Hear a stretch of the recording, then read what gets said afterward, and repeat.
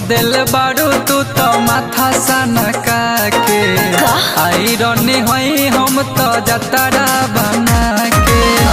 रख दिल बारू तू तो माथा सनका के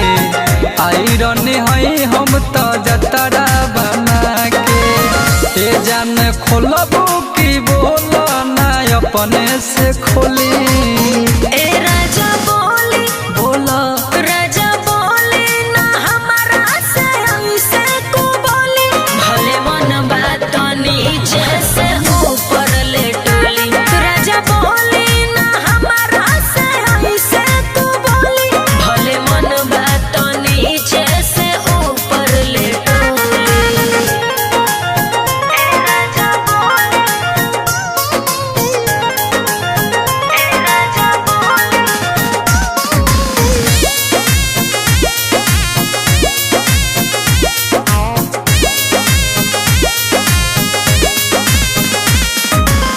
रौरे हो धान रौरे हो तान जौन मन करे रौरा करे हे राजा जी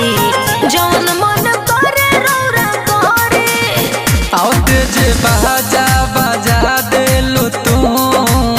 हमरो जे माथा सनका देलु तू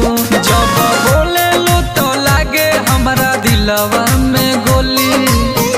ए राजा बोली ना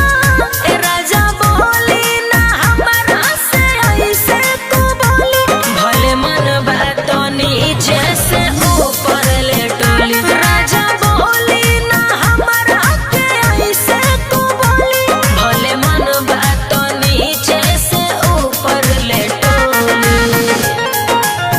ए राजा बोली ए राजा बोली